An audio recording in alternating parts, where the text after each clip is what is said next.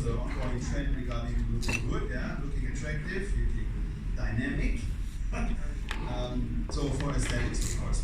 Then, of course, there is another trend which is confronted, which is good for me actually, is the people's wish of health and well-being.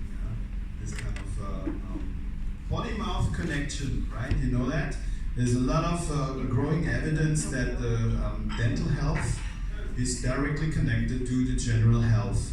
And so if we can also reinforce that message to the patient, suddenly the dental treatment gets another dimension. It's not only about fixing the teeth so people can eat and smile and talk. It's more than that. It has really a bigger dimension for the general health. That means for the maybe not for the life expectancy. Yeah? You know that connection with diabetes, stroke, heart attack, and all this kind of stuff associated with periodontal periodontal problems.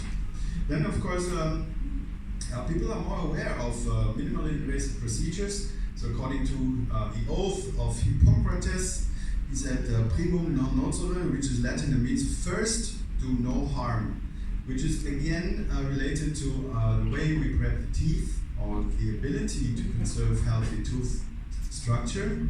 And then, of course, I will use this argumenting for a certain treatment. I said, okay, I can do it this way and this in this way. This has the advantage of being less invasive, even if it's a bit more expensive, but it is to the benefit of you, right? So a lot of, for me, it works quite well to sell the treatment as well. So I know I'm doing something good. I know I'm doing something which is economically good for me. So that's a good package, you know. And then, of course, talking about the new technologies. This is, I started doing CEREC about 24 years ago with the original CEREC 2. It was a different world. And of course, it was a no-brainer to impress patients with that. But still today, everybody's confronted with new technologies and everything. And still works today, actually. It's really, really amazing to impress patients. So, the Americans call it the practice builder. Right? And so today we're actually also talk about new scanning technologies. You know, Avoclar Riveted is about to launch a new intraoral scanner, which I will introduce to you today and also demonstrate to you. So, okay, aesthetics. There's something I think with the IPS Emax material lithium disilicate. I think Avoclar kind of revolutionized the ceramic market and also had a great impact on the patient themselves to create a nice smile, naturally looking restorations. So, yeah, sure. Sorry, I'm not going through all of this. Just you know that Avoclar Riveted actually pioneered this technology, press technology, with the original Empress material, and so this heat pressing technology was actually introduced very successfully, and today, of course, still the IPS Emax press, which is actually manufactured a similar way, like let's say, like a metal or cast restoration. So you have, of course, the wax up is embedded, that is, of course, burned out, and then we heat press these ingots, lithium disilicate ingots, and then, of course, you can actually finish this to perfection. Either monolithic, stayed in place, or even with a cutback, and then layered on the top of it. And so this still has very predictable results. You can see here, even on the dark stump, as we will learn together yesterday. But of course, the advantage here, the dental technician has more variety in terms of translucency levels, as we have as dentists chairside with the milled Emax cap. So we talk about this a little bit about the conventional versus digital impressions, because today a lot of dentists, they think, well, actually digital impressions may be fashionable, but maybe not so good as a conventional impression. I don't know. Do you have these kind of discussions when you're lecturing? Yeah? No? Yes. You have that, right? So a lot of people think, come on, it's just like a little gadget, but it's not really good, right? Not yet ready for the market. But if you look at this study here, this is done from Denmark. So the University of Copenhagen actually has gathered about more than 300 impressions from 7 labs in Denmark. Labs, they were quite good labs actually, and of course they have very good clients, they have good dentists, but they were actually now evaluating those 302 impressions into perfect, acceptable, and unacceptable. So they get these impressions back, they gathered them and evaluated them at the university. So what do you think is the outcome? How much do you think is the perfect impression? What's the share of perfect impression? What do you think? Just the impression. Looking at the impression, say, okay, there's a bubble, there's blah blah blah, this one is torture, blah blah blah, is not good. Okay, so they have a classification: perfect, acceptable, unacceptable. What's the share of perfect? What do you think? Is it 50% or 80%? Come on, you wake up, right? If you say something wrong, if you say, okay, it must be 90% perfect, and it's not 90%, there will be no punishment. 10%. It's just a discussion. Okay, how much? 10%. 5. 10. 10% perfect. Yeah. Come on. 10% perfect. You do not trust in your fellow colleagues, right? Not so much. But actually, you're almost spot on. Oh yeah? Yeah. You want to challenge me, but you are spot on. It's good. So you can see the result here now is even worse. 7% is perfect.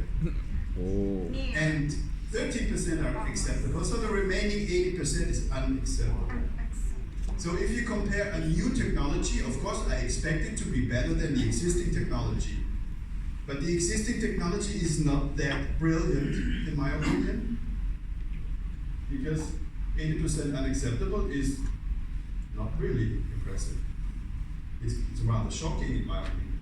And this is even in Denmark. I think they're not idiots. You know, they're pretty good dentists in Denmark. I know a lot of them. So you can see, I would say this is rather representative. And I have of course visited in the past 22 years, I've visited a few labs. They show me impressions. Okay. Now that's what you're dealing with. Guessing where the margin is.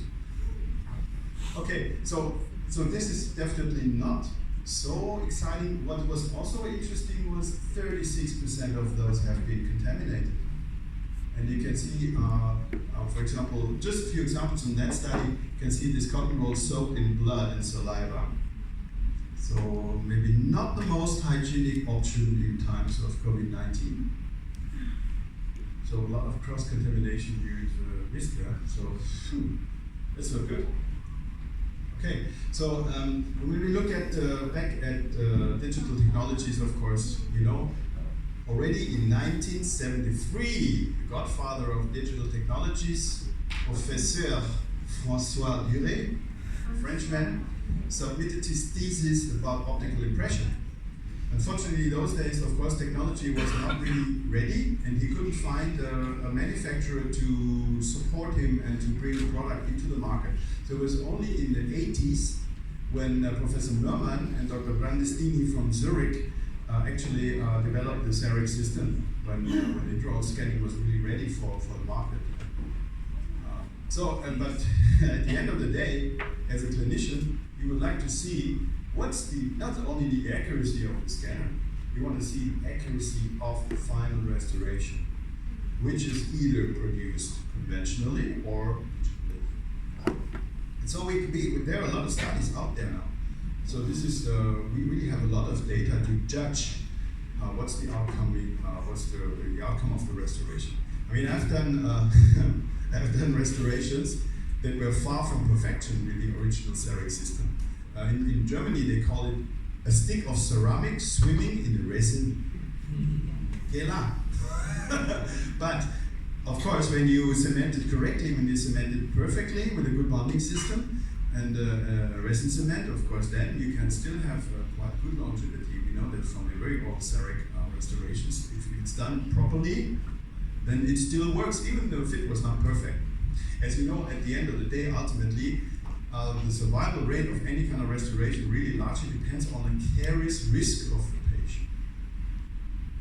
Among all the details and the, let's say, microns and deviations, it's one thing to strive for perfection in that area, but we need to look at the whole picture, a holistic patient, of course. What's influencing the, as I told you yesterday, there's of course two factors, the patient and the operator as well. Two factors that largely influence the survival of the restoration. However, I would like to show you now, also running restorations, looking at, okay, one thing is the internal, the axial wall, and the, let's say, the occlusal wall, but I think one of the very important outcomes is here the marginal adaptation of the final restoration. So for me as a clinician, it's not only about the scanner, because you see a brochure of an intraoral scan and say, wow, the deviation is less than 50 microns, or accuracy is 7 microns. Wow, fantastic. But you want to know what's the final result, right? And of course, if you have a chairside workflow, this one thing is the scanning, the other thing is of course the milling part and the material. So, you can see now comparison. This one is again a systematic review and meta-analysis. So I don't want to start here with single studies. I want to show you the higher level of scientific proof.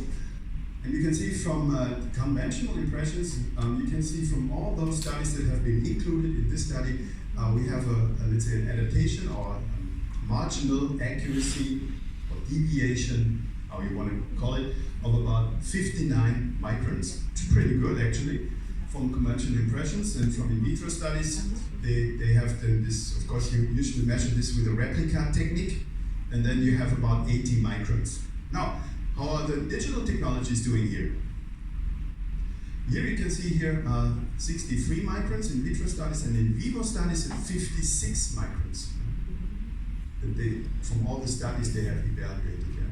And you can see from here to here, the difference was non-significant. So, in that, let's say, big study here, these were actually single unit complete coverage ceramic restorations, that means full crowns. There was no significant difference. So, with, let's say, digitally produced crowns at the same accuracy compared to conventionally produced crowns. And another study, that's already another study, another systematic review. Also here, the digital impressions were even better, or the digital fit, the digitally produced fixed restorations were even slightly better compared to conventional techniques. But you can see these both studies have been from 2016, and we know when you have the same hardware, but you have software updates, accuracy is increasing just by the software updates. Yeah, I can show you as well, but I won't overwhelm you with too many studies. So it means that the digital technologies are rapidly evolving, developing, whereas the conventional techniques stay on the same level.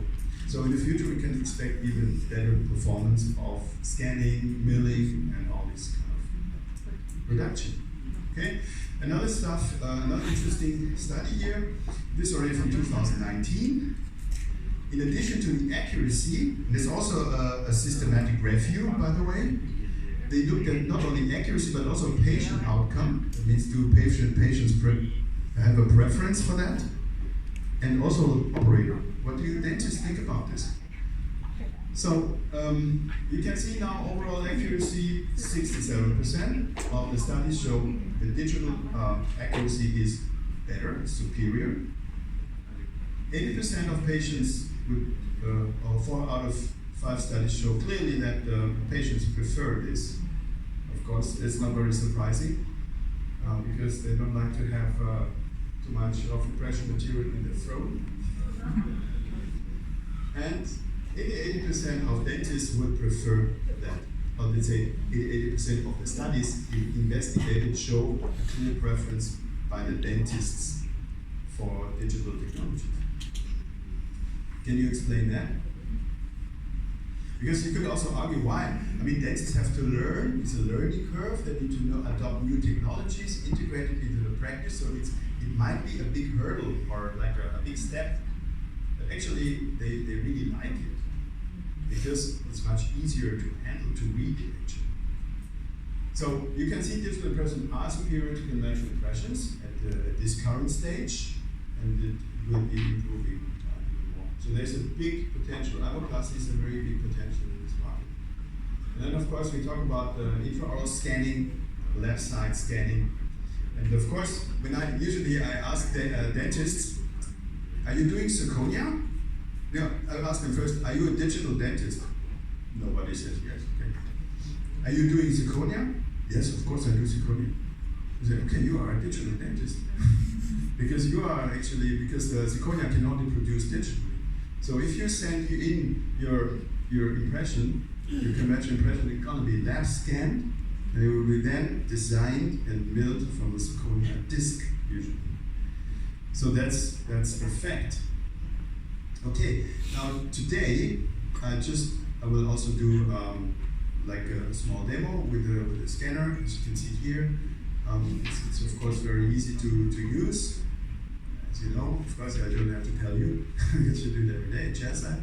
But you can see, of course, then there is a certain, each scanner has a certain, let's say, sequence of scanning, we call scanning strategy. Like this one here, you actually start with the occlusal part, that's the upper scan, as you can see here.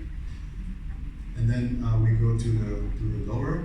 So now, of course, the model is calculated, and then we go to the lower scan. And you always start with the last molar in the quadrant, and move the scanner towards the canine for a quadrant scan. Then you go over to the palatal side, and then you swipe over the scanner again over the occlusal to the lingual. And then from the lingual, you can guide the scanning tip again towards the canine, to be easier. And then, of course, you need to allocate upper, or actually align upper and lower jaw with a buccal scan, so a bite scan. And then you can, yeah, so you can see that's a good thing with the digital technologies. You can always kind of looking from all the details. If you see any problematic area which you have not enough data, you can always rescan. That's a good thing.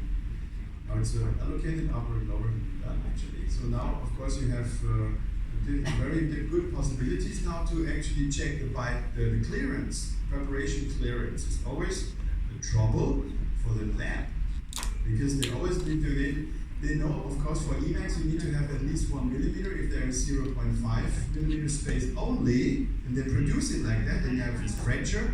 Patient will come back yelling at the dental technician because of the fracture. On the other hand, when they see there's not enough space, sometimes dental technicians don't have the courage to call the dentist back and say, "Doc, you have to prep more, or you take another material." Okay, here, okay, I cannot use Emacs, I have to use Chromium. So anyway, that's all visible, can make this visible. So I would say the potential for scanning and sending the data to the lab, I think is the biggest potential now, because not everybody wants to do chairside production, but I think it's the first step into digital technologies in the on the dental chair. Otherwise, of course, a lot of dentists, when they're successful here, so they're familiar with scanning, of course, then they can continue for the full chairside production. Depending if they think it makes sense, if they can integrate this into the clinic or not. Okay, so yeah, you can see here the lab side workflow. Yeah, so today, of course, for example, for zirconia, most of the restorations are with a conventional impression. It's then delivered to the lab. It is scanned with a lab side scanner, and then it's designed and milled and finished, returned back to the dentist. All right, so yeah, you can see here. And then, of course, lab side, I would say more complex restorations can be produced digitally. So what we do with CEREC is pretty much single tooth restorations, even with IPS Emax CAD, of course. You can do 3-unit bridges until the second premolar.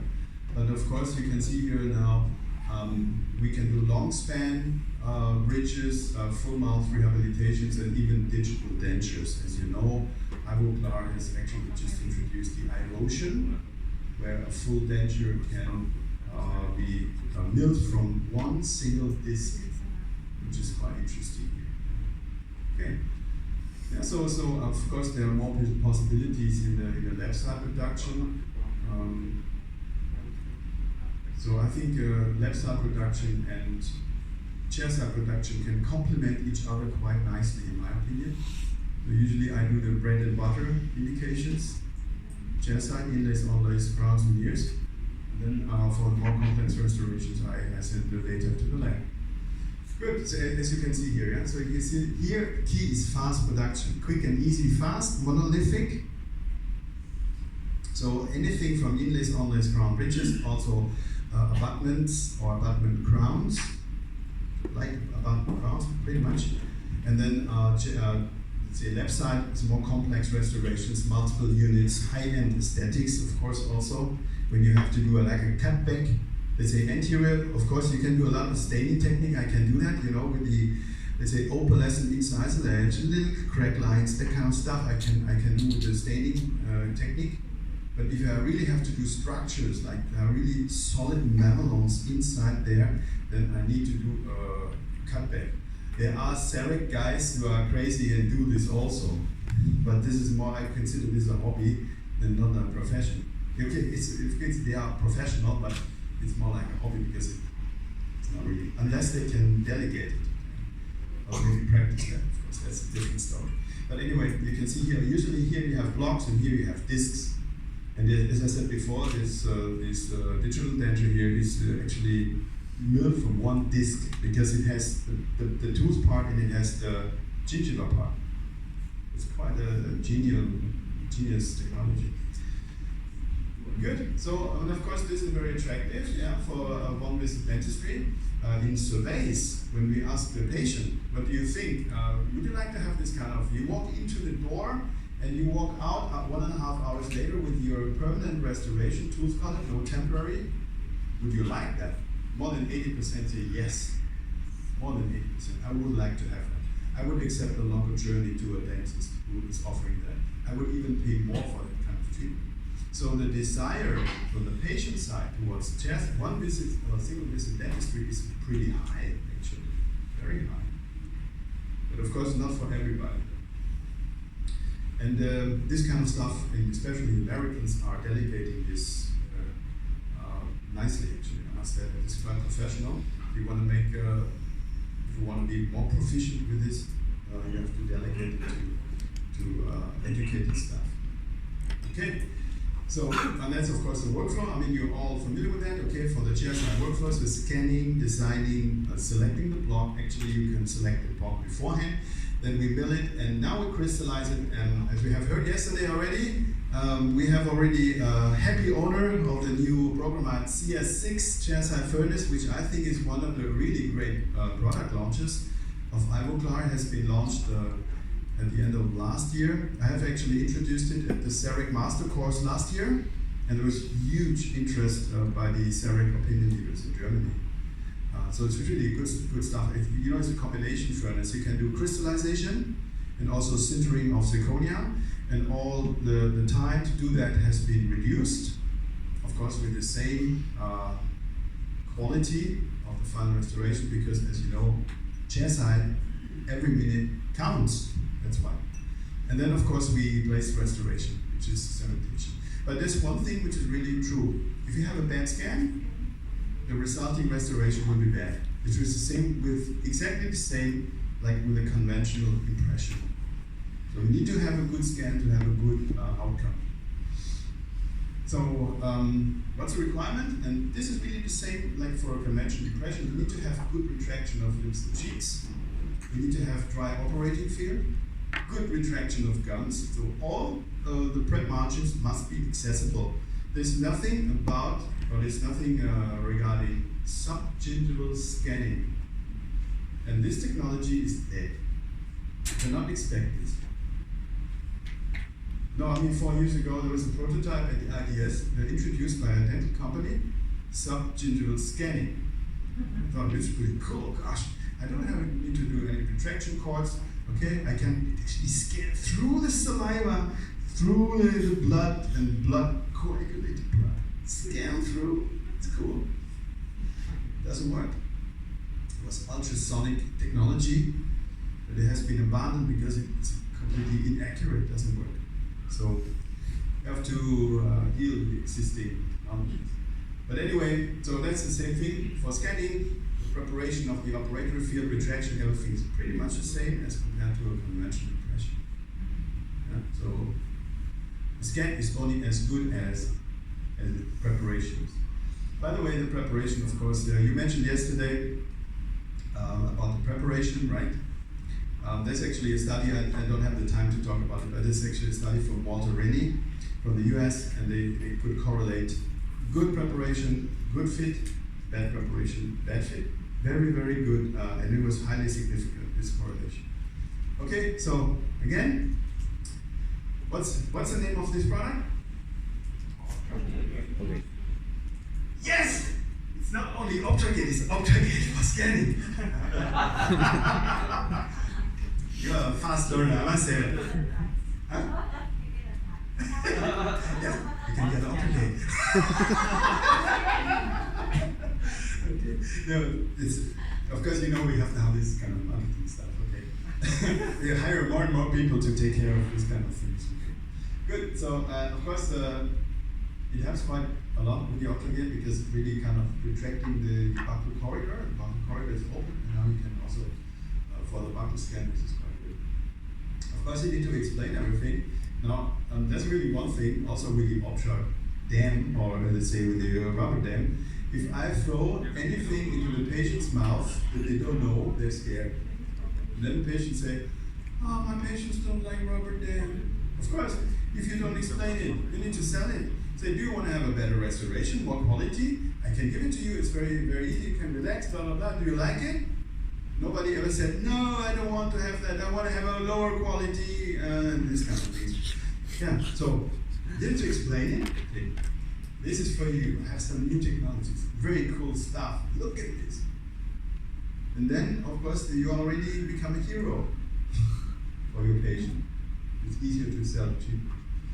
Okay, so again, you saw it, right? This one here, again, with 3 fingers, you take the inner ring, you compress it, you have the index finger in between, you have full control over the Optragate, one corner of the mouth first, the other one. Patient is slightly closing. In this stage, you are sliding in the inner ring behind upper and lower lip. And here you go, less than 5 seconds. Less than 5 seconds. Good. Retraction of gums, of course, you know. We can use retraction cords, retraction pastes. You can use a laser, you can coagulate. So you can all use all the tools for accurate scanning. And then you're ready to go.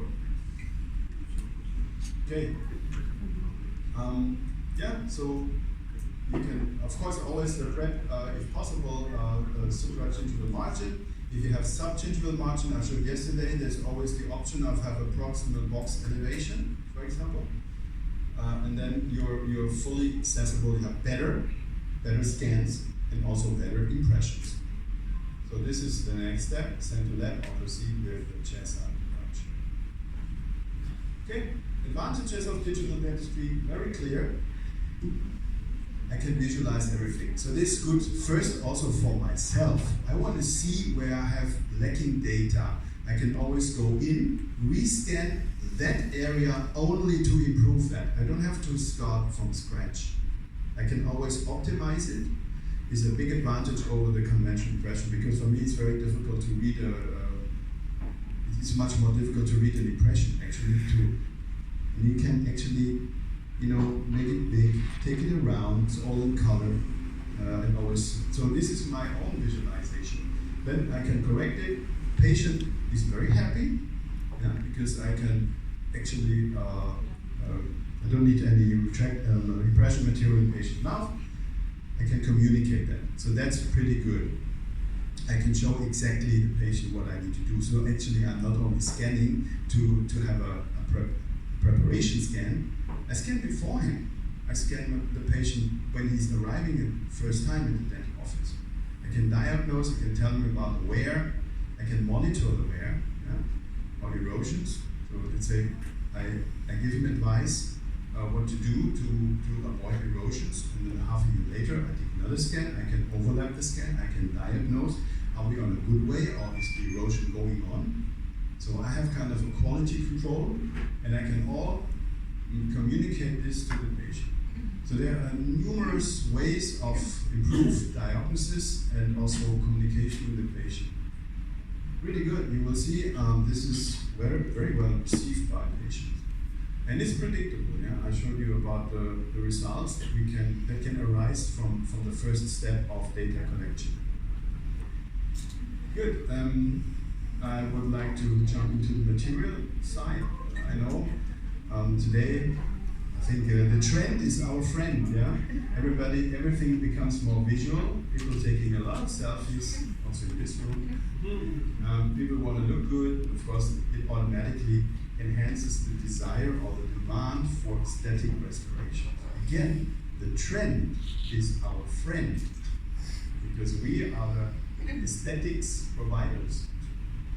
So, what I expect from any dental material, as you know, is we need to have strength to withstand all the forces. We don't want to have any fractures. We want to have good aesthetics. And aesthetics, of course, that's disputable. What is aesthetic? Is it toilet bowl white? Like in some American dentists providing? Or is it like a natural, really natural, that really resembles a tooth? Put it like that, yeah. And then that's one of the decisive factors of clinical success. I want to see the results. I don't want to make my patients a guinea pig. Because if there is a failure, I have to correct it. It will not be the company that pays for it. I'm saying that because there was a really clear example by Dentsply with one of their products. Okay, so this is the magic triangle of a material that I would like to see. Now, I showed you this yesterday, the different materials. I hope you remember. But the problem is these materials are really, really different, not only in terms of strength, but also in terms of aesthetics. Yeah, if you look at the amount of translucency that these materials have, from very translucent to quite opaque, and then different aesthetics means different indications, different strength, and also different outcome in terms of long-term clinical success. So, remember this one? Yeah. Different strength, flexural strength for the glass, let's say silicate glass is pretty low, extremely high for the so-called 3Y TZP zirconium oxide material, and also the same thing for the fracture toughness. Remember what is fracture toughness?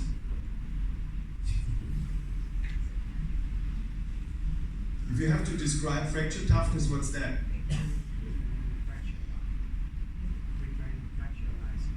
When the fracture occurs. So it's a resistance of the material against the crack propagation. Yeah? Especially this one correlates quite well with the clinical success. It has been proven there's good correlation. Okay, and because of that, we have different indications. So this is quite logical. So if you have a weak glass ceramic, you would do inlays, onlays without problems. Maybe posterior crowns could be already, yeah, I mean, it depends. You can do, like with Empress, you can do posterior crowns. But if I have a stronger material, I would go for that. But of course, these materials are very translucent, very aesthetic. They integrate very well into the ceramic tooth. That's the strength of lucite, like Impress, for example. But of course, they're not so strong. Then the stronger material gets, of course, the more reliable will be the posterior single tooth restorations. But then, of course, with Emax, you know you can do 3-unit bridges, but only to the second premolar. You should not replace molars with IPS Emax, cap or press. I know some CEREC guys do this anyway, and they're very proud. Ask them, when did you do it? 1.5 years ago, still perfect. I say, good luck. Look at this at 5 years. We can do from 4, actually sometimes squeeze in 40 minutes. So, but then of course, look at the zirconia. Then of course here, then we can do molar bridges and this kind of stuff. So you really have a higher strength here. So, and of course, the preparation depends on the strength of the material. So that means the thicker, the weaker the material, the thicker should be the thickness of the restoration. If you have a very strong material like zirconium oxide, you can reduce the amount of material thickness, that means the amount of tooth preparation.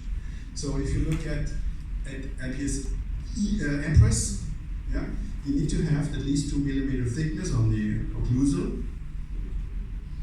This one here is composite. It's a Tetric CAD-CAM composite, 1.5. 1 millimeter for IPSC Max CAD, and this one is 0.6 for XER CAD. So the thicker, the stronger the material, the less invasive the prep can be. Cementation, we talked about this yesterday.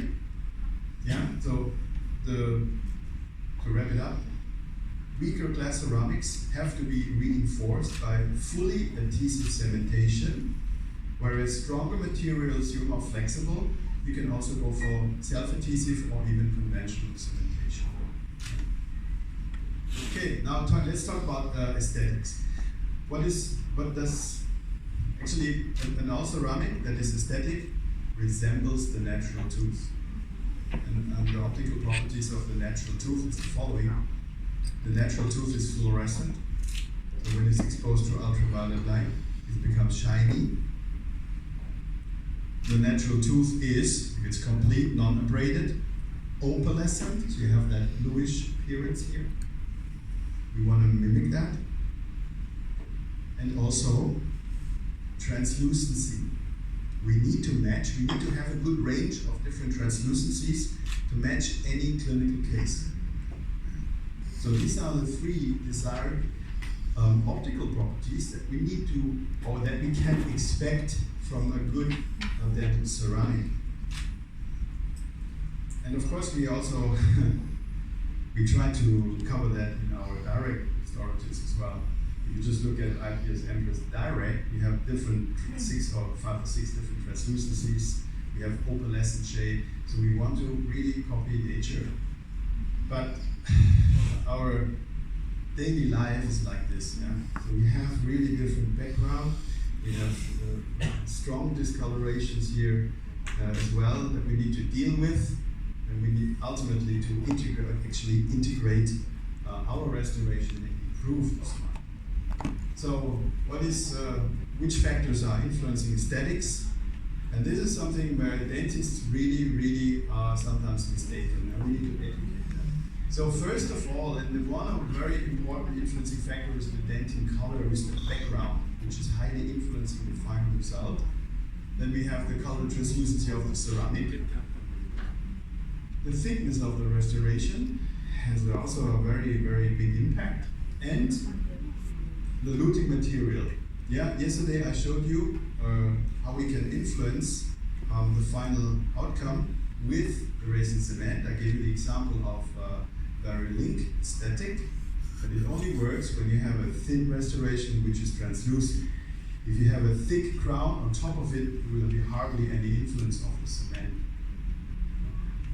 So that's why I always get the question, hey, from dentists, I received back, I have this patient case, discoloration, I received back the restoration, I tried and it's gray. So why is our clown not manufacturing a totally white cement to block it out or during the cementation? Yeah? Because it doesn't work. Because it doesn't work. Yeah? And then also it would look stupid, especially if you combine a translucent ceramic and you have an opaque cement line that really looks stupid. Okay, so just to show you the influence of background. So this is of course different background: gray, yellow, reddish, orange, and you have ceramic samples. The upper is 0.5, so it's a thin ceramic, and then you have 1 millimeter of ceramic thickness, and you can immediately see the color is the same ceramic. It's the same ceramic shade, translucency, everything is the same, but you can see it's shining through. That's why the armamentarium for us as dentists as well as dental technicians is to have a range of different translucency levels to cope with these different backgrounds. So here you can see different thicknesses from 0.5 to 1.5, and then from left to right you have an HT, high translucency, MT, medium, and low, LT. It's not all the range of Emax, it's just a few things that we can, for example, use chairside. But you can see the stripes shining through. Of course, it's really changing depending on the translucency, but it's also changing according to the thickness of the sample. So that makes a big difference. Okay, now let's have a look. We have a dentin core ND6. It's the same dentin core. Okay, now look at this. This is a veneer which is 0.5 millimeters in HT E1 on the left hand side. On the right hand side, we have a crown 1.5 millimeter thick, and it's an LT. So the background on the right hand side is much less dominated compared to the left hand side, of course. So here, if you use a different cement here, you can see this one is the varying aesthetic neutral, which is translucent, no shade, no color. But you can see here, if I use a different varying aesthetic here, there will be hardly any change. But here, yes, I can influence the background.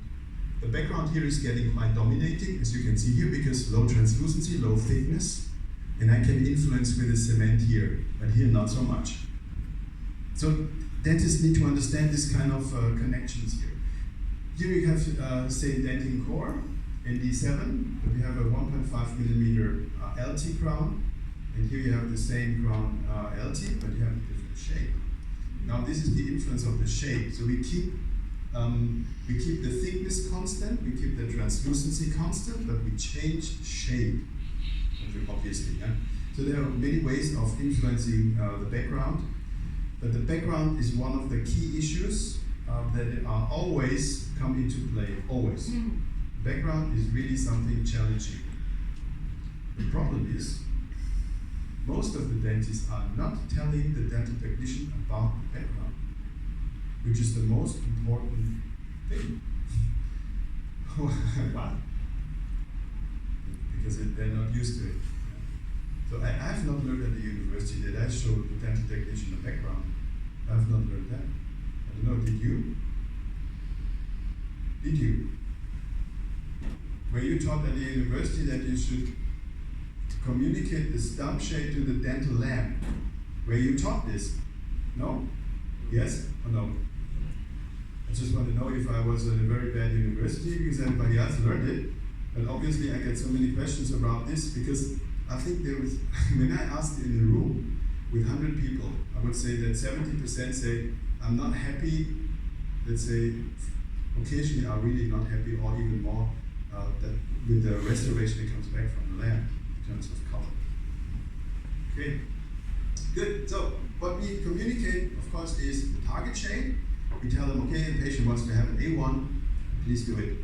Of course, this is a very unpredictable procedure for the dental technician because we're not communicating the stump shape. That's what we should always do.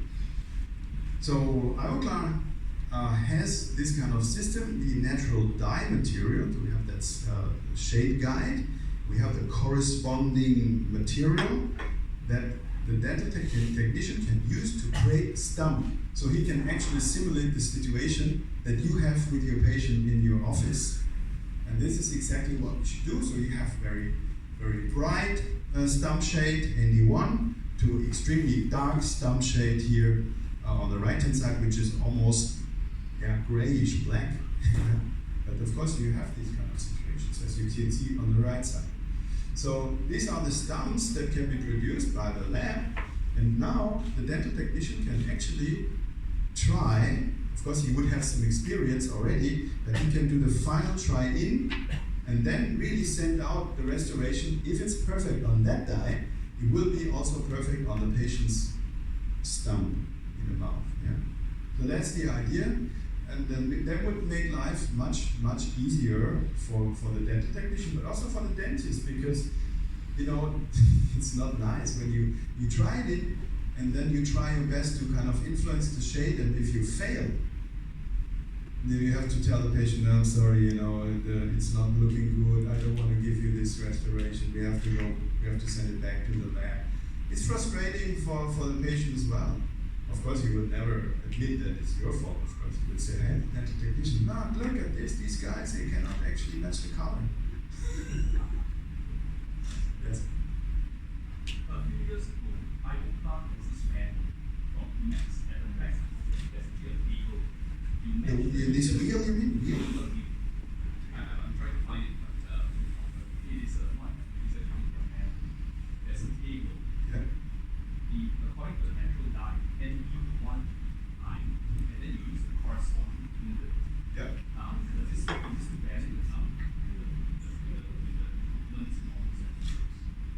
more or less. I'll show you the app actually. I don't know the table if the table still exists, but in the app, all these data have been fed into the app. This was an enormous, I will show you next time, an enormous effort to gather all the data, all different kind of combination stuff into the app. I'm quite surprised that it's still free of charge. Non-stop. But you can see now, I just would like to show you, if you do a veneer on the white background, looks like this. If you do the veneer on the darker background, looks like that. And if you do it on an even more darker background, looks like this. You can see the outcome is very different, but it's the same veneer. And here you can see, dentist needs to have this information in order to get a predictable outcome.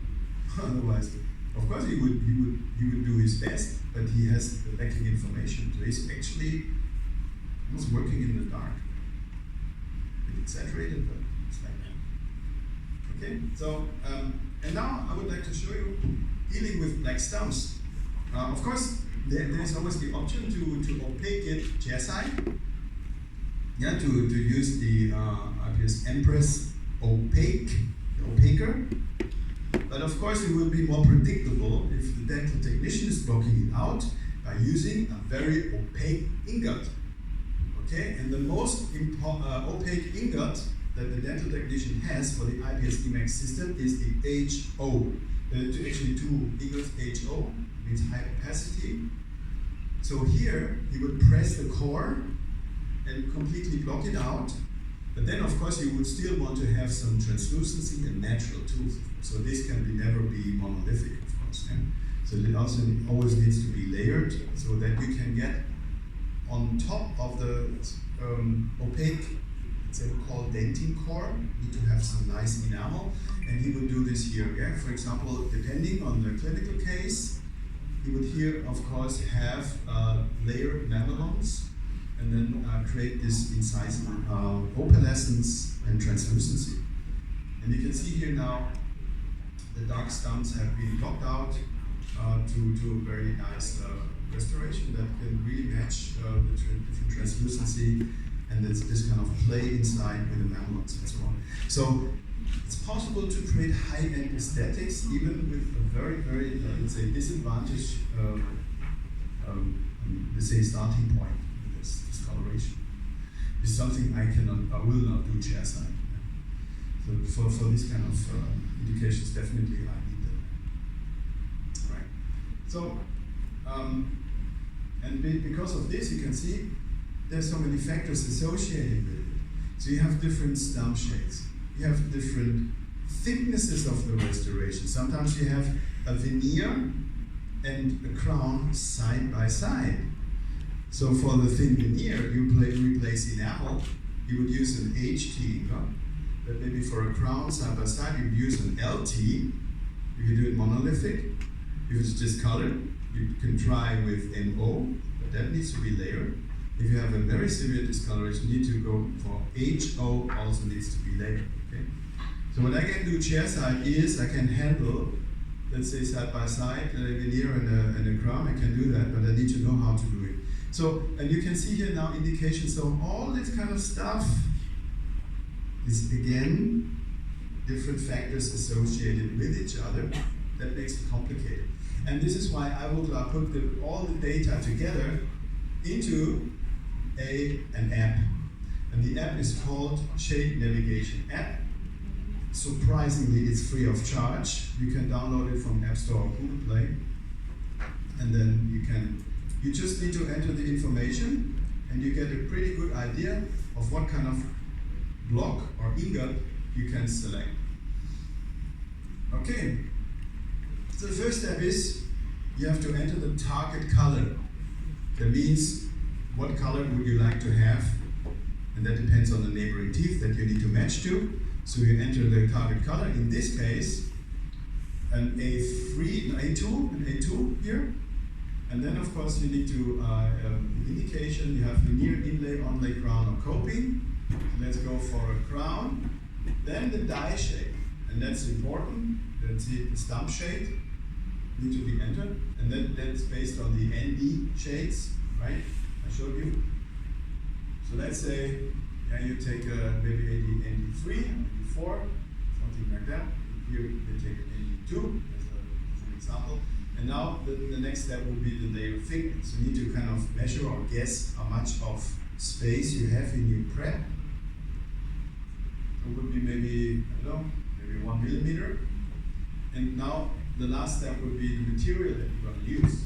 You use like IPS mixed CAD or zirconium oxide material. So you can here choose what kind of material, like mixed CAD, and then you get suggestions, right? And so in order to match the target color A2, you can either use an MTA2 in this case or an LTA1, right? So MT is a bit more brighter. You can go straight for the A2. LT is not that kind of brightness. It's not so reflective. Okay, you have to choose another shade, A1. Right? So you can try it. Okay, very quickly, I think we should communicate that for anterior restorations, I would say the gold standard is still a glass ceramic. Yeah, of course, you can do it today with zirconia. They're becoming more translucent. I would say the gold standard is still a glass ceramic because you can guide the light into, you have very nice light distribution over the tooth. You guide the light also into the soft tissues. Something like this. Because if you just look at the gingiva, at the papilla, you can see here on the right hand side really looks healthy. And here you have this kind of bluish effect because the light is completely blocked by the metal framework. Alright, light is blocked, light is transmitted. So let's have a look on the lithium disilicate. Yesterday I saw in your presentation you had that 360 and you had a question mark. Or you had a question mark at 500, I don't know. And one of those you had a question mark. So why do we communicate? Because in earlier times we have communicated at 360. And now we're communicating 500. And at the same time, we say, oh, but the material has not changed. So how come? So, and I'm sure you were going to be asked by the audience the same thing. So I'm really happy that you brought it up, actually, because I'm already used to it, but maybe for some people it's already new. So the thing was that the 360, from all the tests, Avoclar is more conservative. So that was the minimum that have been measured with IPS max. Yeah? The minimum was, so we had a variation, you always have some variation, right? You also have some inaccuracies for measurement, so there's a certain tolerance. But from all the samples we had at least 360. So we have communicated 360. But now after about, I think 14 or 15 years, we had so many data, internal and external, and we looked at all the data and said, come on, 360 is quite rare. We have this 360. So most of the time we had much more, and even more than 500. So we took an average and said, okay, now let's have a look on the average Because now we have so many data together, collection. And let's have an average, and this is actually 500. So now, this is a more realistic figure. Because the 360 was kind of under a very conservative, because that was the minimum that we have measured, that we could definitely guarantee. But 500, with so many data, is a more realistic figure. So the material is actually stronger than we have communicated for so long. And so you have to see this in a perspective. Now, we talk about CEREC Tessera, uses a new kind of lithium-based glass ceramic. They're communicating 700, but they do the opposite, because 700 is not true at all. So they do the opposite. They have probably measured once in a blue moon 700. They, okay, let's communicate the 700. That's pretty good. Sounds good. Sounds better than Emacs. Okay, so you can see manufacturers trying, because Emacs is so successful. It's today the absolute market leader in this segment. And you know, some patents of lithium that have Emacs have expired. So now they're trying to very aggressively get a chunk of this cake, and they do almost the utmost to get that chunk. So that's a different topic I will show you later on, because I also would like to show you some of the new materials and the truth of how it works. Okay? So let's have a look, and we know, I mean, this is true, right? So we have here the same material, lithium disilicate, and we have two different production ways, one for heat pressing in the lab only, one for CAD-CAM, that means the digital production. It's going to be ground out of the block. And this is available, of course, for chairside production, but also for the lab. This is also available for the lab. So this is and then I would say this gives a very good combination of aesthetics, strength, and reliability. And I would like to update you on the studies here as well. But how does that work with the glue stage? Of course, you know, whenever you want to grind or mill something, you should not have the final stage, because otherwise the grinding process will take too long and the tools will wear out in no time. That's why the glue stage here is not yet the final strength. You know, we're looking at about, can you read that? Sorry about accident. It's 130 megapascals in the pre-crystallized state. So the glue ground is not so strong, but we still can do a try-in carefully. And we can do a try-in with it. Usually I always do that. And then, of course, that needs to go into the furnace. Because here you can see we have about 40% lithium metasilicate. It's kind of a precursor. It's not yet lithium disilicate, lithium metasilicate. So once we put it into the furnace, we have now 70% lithium disilicate crystal content, which are embedded in the glassy matrix. That's why we can also etch it, because we will selectively etch the glassy matrix with hydrofluoric acid. We talked about it yesterday. So now during this heat treatment, which is at about 840 degrees, that crown turns into a tooth colored restoration, and during that step, we're not only crystallizing it, we can also stain in place at the same time in one step. Now with the new Protomat CS6, we can do this in 11 minutes, which is really, really good. So this is the thing. So now, of course, we have 130 megapascals of flexible strength, good for quick milling. Here we have 500 megapascals for the final strength. Okay, so, and then of course, chairside dentists can do this by themselves, stay in place, yeah? Or they can dedicate this to a dental assistant, for example, or to, if they have a practice lab, go to the lab. And so it's always quite amazing. I think from a blue block, you can really have very nice, let's say, final restoration, monolithic. One of the things that's really important for the posterior, monolithic, without a layer ceramic on the top, is always the preferred method nowadays. You don't want to have these chippings, because the layering ceramics are usually in the range of 100 to 130 megapascals only, so it's a weak spot. It's okay for anterior, but for posterior, I think it's not necessary. So you can see here the try-in. Now here you can see the potential of the material, because if you have a straight line is always very visible for the human eye.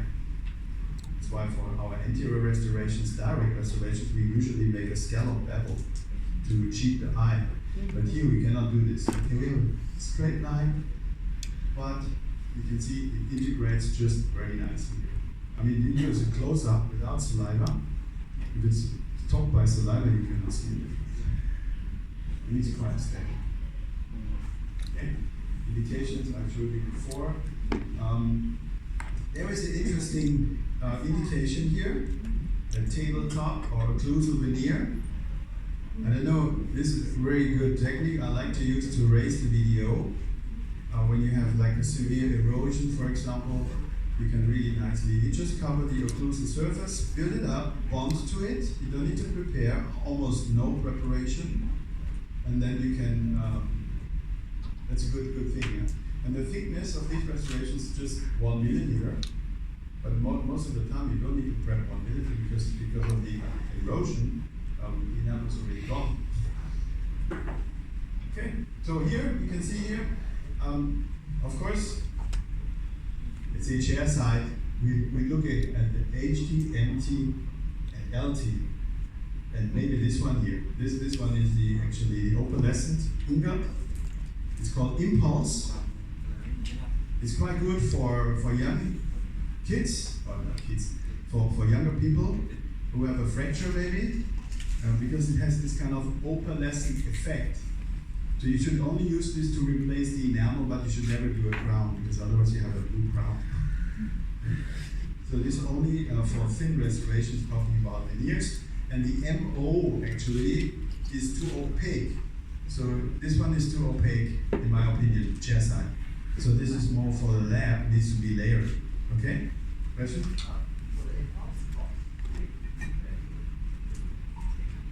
Did they increase the value?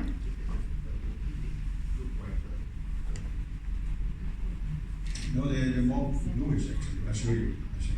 I'll show you how it looks like. So we come back to this, okay? Because I have built a few veneers with different ingots, different blocks, and you can see, get an impression, visual impression. So another thing is, of course, the blocks with the hole. Of course, you have already seen yesterday. That's for the implants. That means for abutments and for abutment crowns, but they have to. That's exactly where the titanium base fits into that hole. Some people call it the most expensive hole in the world. I like this expression. Oh, it's air. Okay. So, as you know, this is the titanium base, yeah, which we then screwed onto the implant. Of course, there's some impression post and to capture the thing. That's, by the way, the cement that was mentioned yesterday, multi-link hybrid abutment. Very opaque, almost. The light can really, I mean, the translucency is 0.02, so almost nothing really. Totally plain white. Because we want to block out this part so that it doesn't shine through. You can see this part usually, as it gets thinner, usually the titanium base can shine through. You have a grayish cervical area. And that is completely blocked by the multi-link abutment cement, which is self-curing, so outside the mouth. Okay, so you can see here now some abutments here. The good thing is, design-wise, I can actually manage to have a clearly supragingival margin here, which I would always prefer to keep that margin here, so that with the cementation of the crown, I can nicely manage the excess cement. And this is how it's done. Okay, so it's both Emax, 2 parts, the abutment, and also the crown on top of it, cement. We can use multi-link speed here for the cementation, and otherwise we can also do like a full hybrid abutment crown. Yeah. So you can see here it's milled, and we can do a try-in. This is just a try-in before we actually crystallize this part. So that it will be crystallized, and then it will be connected with the multi-link hybrid abutment to the abutment, to the titanium base, and then this will be screw retained. You can see here the access holes have been closed with a composite. And that's it. Okay, now I can show you how this looks like. The impulse block, so I have actually milled a few veneers to give you an impression for the HT, for the MT, for the LT. This one is the MO, and that one is the bluish one. You can see it's quite bluish. It does not really have a value. Yeah, it's really just to the enamel, to replace the enamel. So case like this, yeah, you have it's a fracture.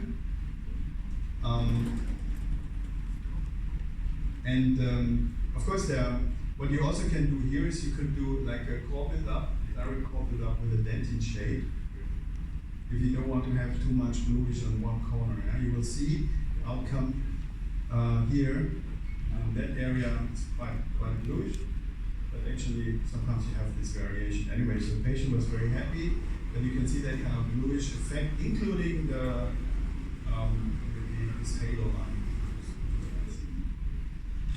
Okay, so talking about long-term clinical success, I mean hundreds of millions, or millions, really a lot of restorations have been done with this material. So, and this scientific data has been actually collected in the scientific report. It's been downloaded. But you can see here now, over 16 years, IPS Emax CAT has a success rate of 96.1%. It's a pretty impressive result. And for the pressed version, it's the same, 96.2 throughout indications. But I would like to show you some more recent stuff. Okay, so this is a study, a long-term clinical study from Ken Mellerman in the US. I think he's only doing Emax in his life. Yeah. So this is from 2021, and you can see 738 participants and 2,392 Emax restorations, pressed restorations have been placed. Thereof, 1,782 full crowns and 610 partial crowns. It was also the goal to compare, is there a difference in the performance between full crowns and partial crowns? Because actually, I personally don't do a lot of full crowns unless I have to replace failed crowns. But otherwise, I do a lot of onlays or partial crowns because I still have cast left where I can bond to. And of course, I would like to sacrifice not too much tooth tissue. So you can see here now all of them have been adhesively placed. And now observation period is almost 17 years. So these are data that you rarely find with other ceramic materials in the market or other materials generally. So let's have a look how the performance was. So if you look at both full crowns and partial crowns, the survival rate after almost 17 years is 96.5. Very impressive result. Full crowns, 96.75. Partial crowns, 95.727. No statistical difference between those two. Yeah. That's why I actually prefer partial crowns anyway, if possible. But that's really good long-term clinical result, just confirming what you have already known. But that's really fresh data from 2021. So here you can see the survival rates here again, confirming those 96.5%. And the conclusion from this study is that pressed Emax lithium disilate complete and partial coverage posterior restoration present a treatment of choice with excellent longevity. So it's an interesting statement of Ken Mellerman. He said, when you look at the posterior, where people would say, oh no, you must do zirconia here. I don't believe that at all. Emax is generally and reasonably bulletproof. Of course, that refers to single tooth restorations in the posterior. It does not refer to bridges, molar bridges. So there's actually not many reasons not to use Emax for full crowns and this kind of stuff in the posterior. Not many reasons not to do it. Actually, no reason not to do it because Emax can still be produced easier than biopigment zirconia. Yeah? Doesn't matter chest side or left side. Okay, and another study I would like to share with you is that indication of a tabletop, or we say occlusal onlays, how they call it here, occlusal onlays, because these patients had severe erosion, right? And this, by the way, is also a long-term clinical study up to 11 years. Up to 11 years, so they had 103 adhesively bonded occlusal onlays or tabletops made of Emax press, all of course bonded, and they used this to raise the vertical dimension of occlusion because these patients had severe erosions. And as I said before, the observation period was up to 11 years. So you can see these were the erosions that the patient had. I mean, dentin was exposed, it was painful for them. And so to restore vertical dimension of occlusion, they used this tabletop. And of course, you know that the minimum thickness of the tabletop of Emax should be at least 1 millimeter. So they actually controlled that throughout the study in the production. And these were the preps. Those days, let's say, looking back retrospectively, I think it is a little bit of too much preparation, to be honest. It can be done more conservatively. But 11 years ago, this was really quite new, and they want to be sure that they have kind of enough material on top of it to put it there, like that. Okay, you can see now these are the press reliefs, slightly staining based. And now, again, confirming 1 millimeter thickness. And you can see now this is the baseline. Adhesively cemented looks pretty good. Of course, they use the HT. HT means when you just replace enamel, maybe a little bit of dentin, then you can use the HT, and you can see the margin really integrates perfectly. Very, very nice work, yes? Mike, can you go back 3 slides? Whereby treatments.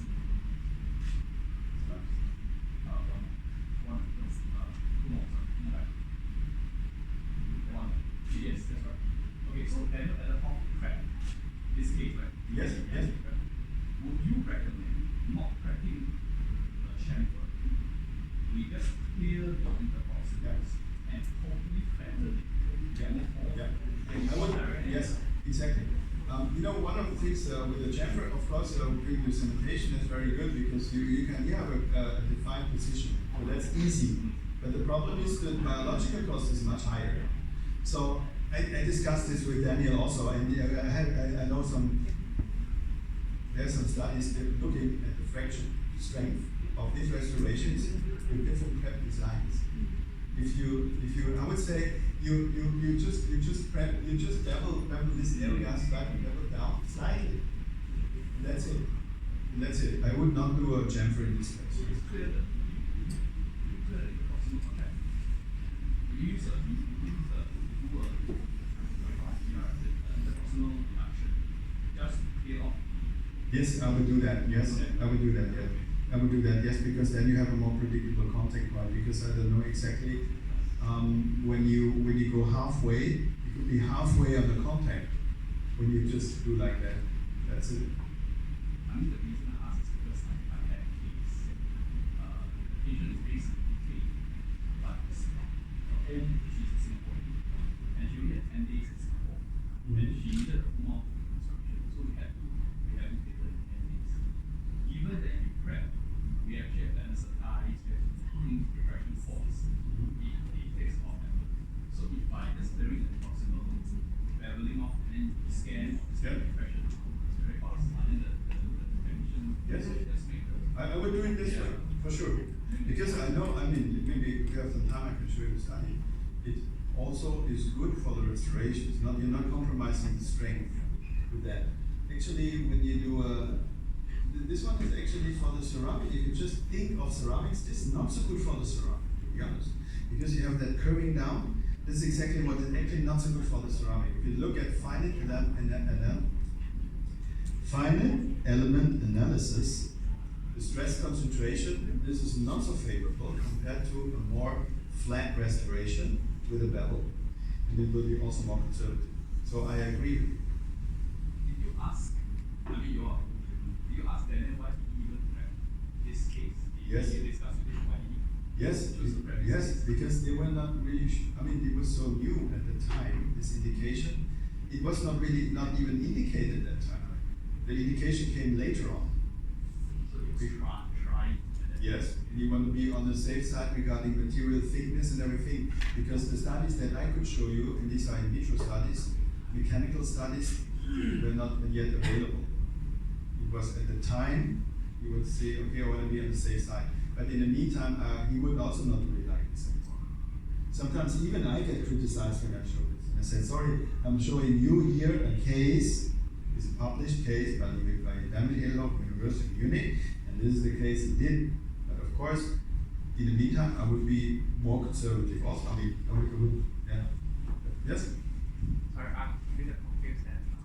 So let's say now, this is the case now, and how will you prep it? Do you prep a proximal box, or you don't? I don't need a box. I just need to cut through the contact, but I don't need a real box. Just like you mentioned, the IPR, reduction. Do you need that? No, what I told about is the marching breakout, right?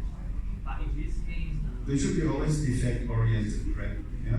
So here, what you need here, you only need to make sure that you have a minimum thickness of 1 millimeter. So obviously you would do a wax up here first, and you can even do a template, cut through the wax up, through the restaurant, through the temporary, for example, and then you will not be, some areas will not be able to be touched because they're already eroded. Okay? So of course dentists can do whatever they like. They can do a chamfer, but they don't have to do a chamfer. Yeah? But in this case, the chamfer, it looks like a bit invasive, right? But it has been done 11 years ago, more than 11 years ago, and it was not even indicated. Okay? Good, so now, look at this. I show you the result. Yes?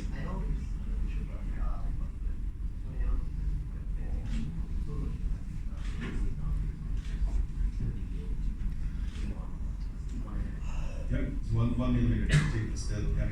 So the minimum thickness of adhesive crowns and tabletops is always 1 millimeter for Emacs, unless for a crown that is not bonded, then you have to increase for 1.5. I got this question all the time. Do you think I will always observe 1 millimeter? No. Of course I go below, but it's my risk. It's my own risk. We have milling centers in Germany. They are offering Emacs crowns 0.7. And if it fractures, they take it back. So why are they accepting this, offering this? Because they know it works. They have done this for very uniform. I think for 15 years they have done this. So they found out actually we can go down. Don't see any fractures. We can go down.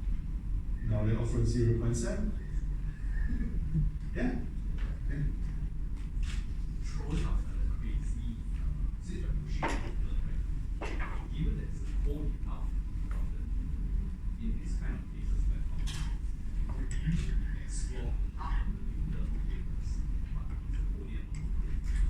What kind of zirconia? What kind of zirconia? 3, 4, or 5 white adhesive bead. The strong one. Strong one. Yes.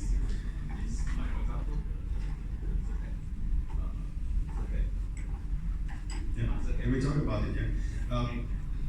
Well, it can be done, to be honest, but I think Emacs looks really good.